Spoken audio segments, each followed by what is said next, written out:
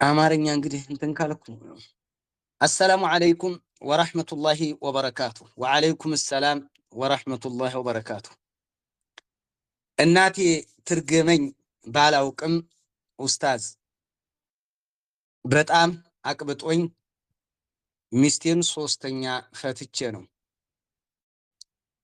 ጉዴን ስነግርህ ከባለቤቴ ጋር ከተጋባን 5 ዓመታችን ነው። 2 ወንድ ልጆች ወልደናል። መጀመሪያ በቀላል ነገር አለመግባባት ተፈጥሮ ፈታኋት። በ15ኛ ቀኗ መለስኳት። በሌላ ጊዜ ደግሞ እኔ ሽንት ቤት ውስጥ ሆኜ እናቷ ከግቢ የወጣሁ መስሏቸው ከዚህ ፋጉሎ ጋር ታይስልሽ ገብተሽ የራስ ፀጉርሽ አለቀ ልጄን ይላሉ። ስወጣ ምንም ክፉ ነገር አልተናገርኳቸውም። ዝም ብዬ ወደ ስራ ሄድኩ። ስመለስ ሚስቴ በነገር ተቀበለችኝ። ተጣላን። በጣም ከፍ ዝቅ ስታደርገኝ ፈታኋት። ነገር ግን ትናገራለች እንጂ ቂም የላትም። በጣም ጥሩ ልጅ ናት። በጣም እወዳታለሁ። አሁን በቅርብ ደግሞ በሁለተኛው ልጃችን የተነሳ ልንግባባ አልቻልንም። ውስጤ እሷ ትክክል እንደሆነች እያወቅኩ ለምን አትሰማኝም ብዬ ሲያቀብጠኝ አስብበት አይደለም። ልንግባባ አልቻልንም። መለያየታችን ይሻል ይመስለኛል አልኳት። እሷ ተው ተረጋጋ፣ ልጆቹንም አስብላቸው አለችኝ።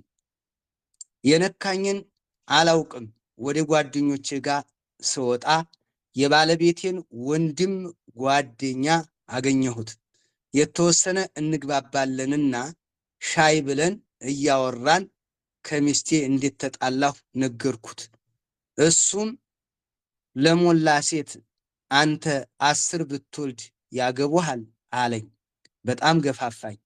ወደ ቤት ስመለስ ቅናትም ይመስለኛል ተናገርኳትና ገፋፋኋት። ባለፈው የገዛሁልሽን ወርቅ ስጭኝና ልፍታሽ አልኳት። በገንዘብ ማለት ነው። ለመነችኝ። በቃ አልኳት። በቃ አልኩና ጮህኩባት። እሺ ብላ ወርቁን መለሰችልኝና ፈታኋት። ከሄደች በኋላ አልቻልኩም። ወላሂ ኡስታዝ ብቻዬን አወራለሁ። ሰለፍዮች ጋር ሂድና ዳዕዋ ተከታተል እያለችኝ የናንተ ደረሶች ዘንድ ሄጄ እከታተላለሁ። ያ ሁሉ እንዲስተካከል ያደረገችው ልፋት ታየኝ። በጣም ተጎዳው። የሚገርመው ያ የገፋፋኝ የወንድሟ ጓደኛ እንዳስጠየቃት እኔም አረጋገጥኩ። እሷ ጋር ተነጋገርንና ብንማለስ ምን ይሻላል አልኳት። ፍቃደኛ ሆነች። ፈትዋ እንጠይቅ ተባባልንና ፈትዋ ጠየቅ። አንድ አካባቢያችን የነበሩትን ሸህ ጠየቅናቸው። አይ ጨርሳችኋል 3ቱንም አሉን። ሌላ ሁለተኛ ጠየቅን። መማለስ ትችላላችሁ አሉን። እሷ ሰለፍዮቹን 2 አይነት ፈትዋ ሲሆንባት ሰለፍዮቹን እነ ኡስታዝን ጠይቅ፣ የሌላውን ብዙም ፈትዋቸው ስላልገባኝ አልገባበትም አለችኝ። እና እባክህ እድል ካለኝ ልጆችን ላሳድግ፣ እኔ ከዚህ በላይ አልቀጣም፣ ተምሬያለሁ። እድል ካለኝ ንገሩኝ። ፈትዋውን ስለምንከታተል እሷም እየጠበቀች ነው። ስላስረዘምኩ አፉ በሉኝ።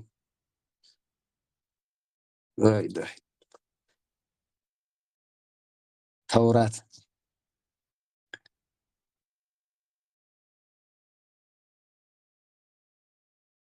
ምናልባትም ወንድማችን ሁለት ፍች መጀመሪያ ላይ ፈተሃል። ይሄንኛው በገንዘብ የተፋታችሁት ኹልዕ ነው። ኹልዕ ከሆነ ደግሞ ፍች ተብሎ አይያዝም። ፍች ተብሎ አይያዝም። አልኹልዑ ላ ዩዕተበሩ ጠላቀን ወለው ካነ ቢለፍዝ ጠላቅ ይላሉ። ራጃህ አድርገው የሚያመጡት ይሄንን። ስለዚህ እድሉ አለህ፣ መመለስ ትችላለህ። ባይሆን በኹልዕ ስለሆነ የተፋታችሁት እንደገና ከአባቷ ጠይቀህ እንደ አዲስ አግባት። ለምን? የመጀመሪያ ፍች ነው። የአሁነኛው ግን የሰጠውን ወርቅ ተቀብለህ ነው፣ በዛ ነው የፈታኸው። ስለዚህ ኹልዕ ነው። ኹልዕ ደግሞ በፍች ሂሳብ አይያዝም። በፍች ሂሳብ አይያዝም። አልኹልዑ ኢዛ ለም የኩን ቢለፍዝ ጠላቅ ወለም የንው ቢህ ጠላቅ ፈሁወ ፈስኹን ዐንደ ጀማዓት ምን አህሊል ዒልም።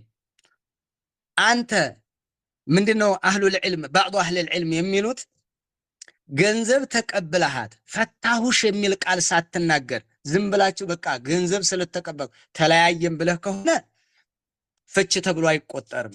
ገንዘብ ተቀብለህ ግን ፈትችሻለሁ የምትል ከሆነ በፍች ሂሳብ ይያዛል የሚል ቀውል አላቸው።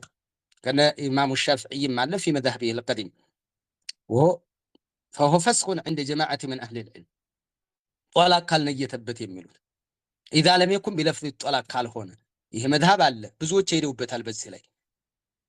ወልመዝሀብ ዐንደ አልሐናቢላ ወየተረተብ ዐላ ከውኒሂ ፈስኸን አነሁ ላ ዩሕሰቡ ሚነ ጦላቅ ከፍች አይመደብም አይቆጠርም ብለው ይወሰዱ አሉ።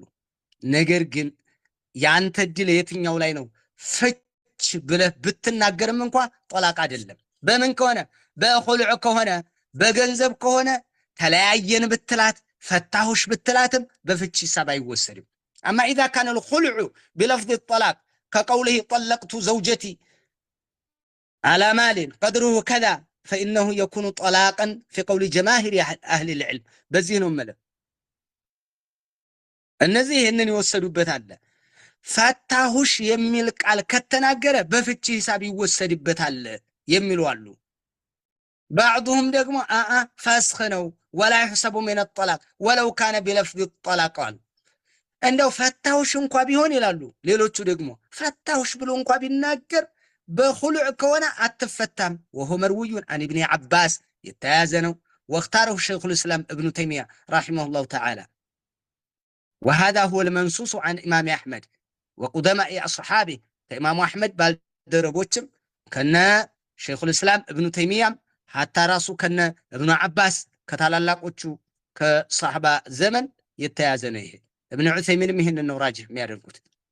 ወለው ካነ ቢለፍዝ ጠላቅ አንተ ገንዘብ ከፍላህ ገንዘብ ተቀብለሃት የኹልዕ ገንዘብ ተቀበለ ፈታሁሽ ብትላትም ዝም ብላችሁ ብትለያዩም በቃ ተለያየን የሚልም ፈስኽ አድርገነዋል አበላሽተነዋል መካከል ያለውን ግንኙነት ብትልም ፈታሁሽ ብትልም በፍች ሂሳብ አይወሰድም አይያዝም ይላሉ።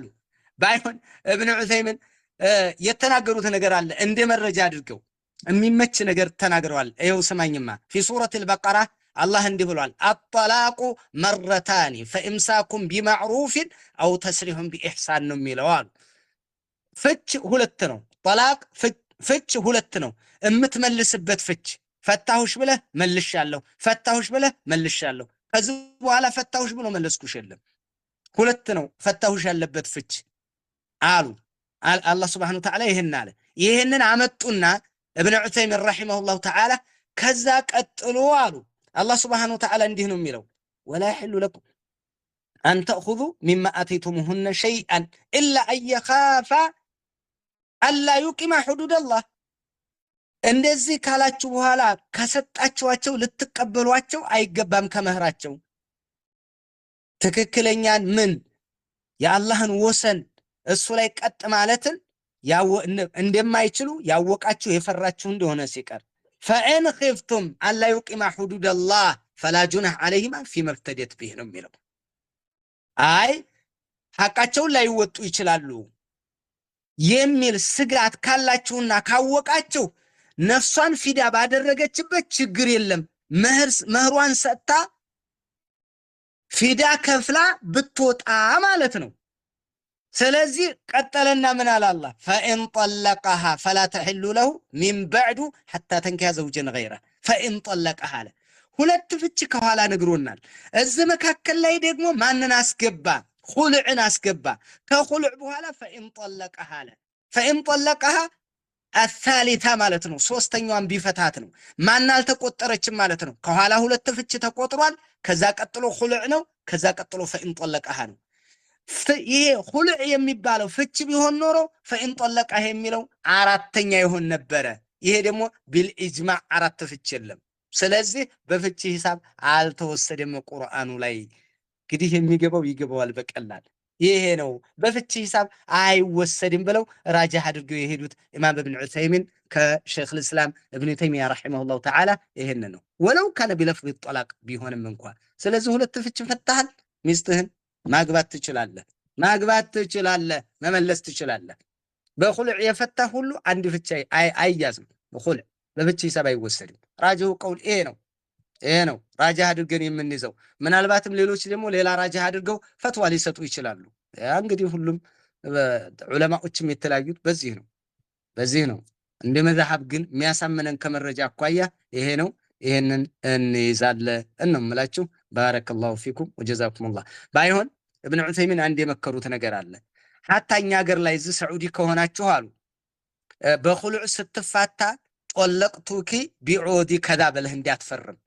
በዚህ ገንዘብ መጠን ፈትቼሻለሁ፣ ይህንን ያክል ገንዘብ ተቀብዬ ፈትቼሻለሁ አትበል። ለምን? ፍቹን የሚቆጥሩት አሉ እኛ ሀገር ያሉ ቃዲዎች ይፈርዱብሃል።